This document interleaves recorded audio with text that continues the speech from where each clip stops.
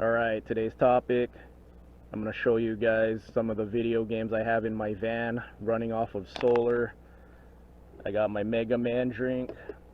These are my two retro mini consoles, Neo Geo Mini, TurboGrafx 16 Mini. I had them on my Amazon wish list and my girlfriend got them for me. This is cool, Neo Geo Mini. It's like a mini arcade cabinet. If you remember Pizza Hut from the 90s, and of course arcades, but Pizza Hut in the 90s always had Neo Geos, and they always had 4 games you could choose from, always random. This is really cool. You could play off of the screen, the little tiny screen off this mini arcade cabinet. You could also plug it into your TV.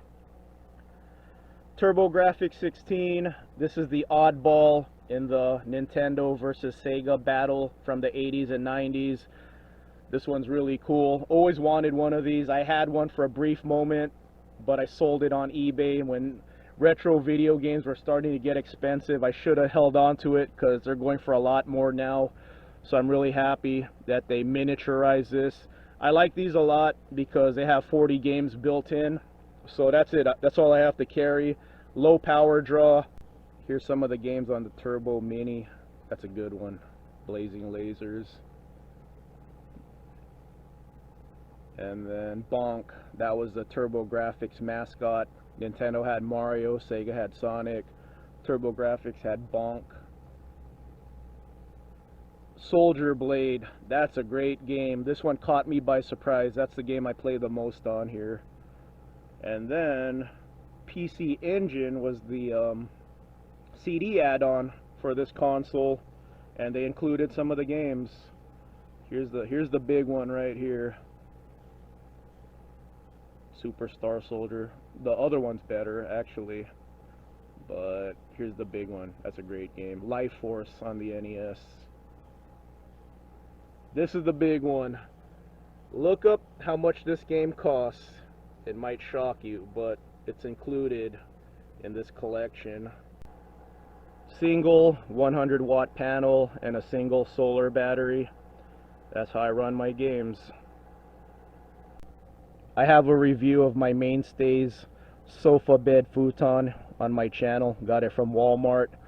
And here's my underbed storage, hefty storage bin. Also have a review of this on my channel, but it fits perfectly under this thing. Here's some of my games that I always bring with me. So this is a Repro NES and a Repro Super Nintendo. They run in HD, so you could use them on modern TVs, playing your old games in HD. But unlike these, the games aren't built in. That's what I like about these 40 games built in each one. With these Repro consoles, you still have to have the actual physical cartridge. So here you go, Super Mario Kart. And then original Xbox. The only reason I have original Xbox with me right now is because when I do have time to play video games, I play this game sometimes. My C5Z06 is in this game, so I want to unlock it. I'll eventually get there. And then my most modern console, Xbox 360. Here's my most modern console, which isn't that modern anymore. The irony is when I bought this thing, I didn't buy it to play modern video games. I have a couple, but I bought it mainly for all the retro downloads. Retro downloads were going for $5 to $15, and that's what my hard drive is filled with, retro games. This one's for you, Roy. You're the first one to leave me a comment on my current video about video gaming in a van. So this one's for you, buddy.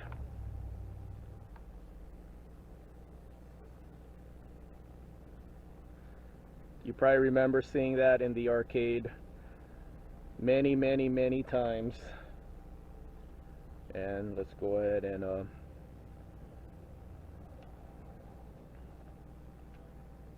this will bring back memories. I chose Guile in this particular Street Fighter. A cool thing from this era is a lot of the classics got remixed with updated graphics but the same gameplay. So here's the remix of Super Street Fighter. And then in this edition, I always used Balrog. A little trivia, in Japan, he was Mike Bison. Of course, you know, a tribute to Mike Tyson, but when they released it in America, they changed his name to Balrog. And M. Bison is right there. That's his name in Japan was Balrog, so they just switched things around. So there you go, see, the graphics are all updated in HD goodness.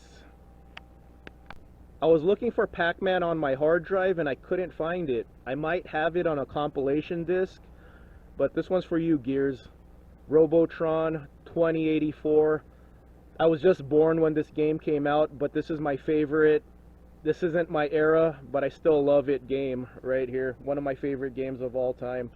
This game is aggravating and addicting. I can't play one-handed, but here, I'll try.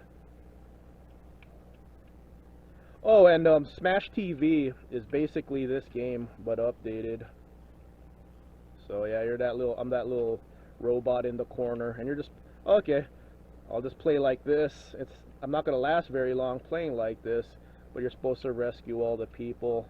If you can, you get bonus points. Old games were about bonus points, and then when you clear the screen, you go to the next one, and it just gets harder. 1982, right there. This is for Jose PhD.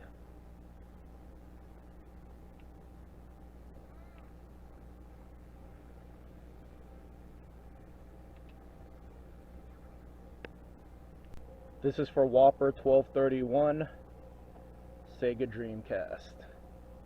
I'm a Corvette guy. I even have the Corvette game on the original Xbox. It's not very good. That's why it's $4.99. The Dreamcast, on the other hand, got a really good one-car game. Well, this has a bunch of Corvettes, but you know what? The Dreamcast got F355 Challenge. I'm not a fan of modern cars, but if I won the lottery, I'd buy a F355. This is the closest I'll get to driving one, and here's the closest I'll get to owning one. The guy that developed this game is the founder of many Sega games, and he has a Ferrari 355. I don't know if he still has it, but he liked the car so much, he made a game about it. And this is the only car you could drive in this game. It's like this, man. If you don't have a Ferrari 355, you don't have a car. This is the only car that should exist. But lots of passion into it. In fact, I'm inspired. I've been wanting to talk about video games and cars. Since I have a car channel, I wanted to talk about cars and video games, and I'm going to start with this game right here. I'll make a video about this game. It's really cool that this guy just loved the Ferrari 355 so much. He just straight up made a video game about it, and that's all you get to drive. Shout out to Porky and Cool Change. In this game right here, you get a job so you could earn your own money. I think some YouTubers need to learn that concept.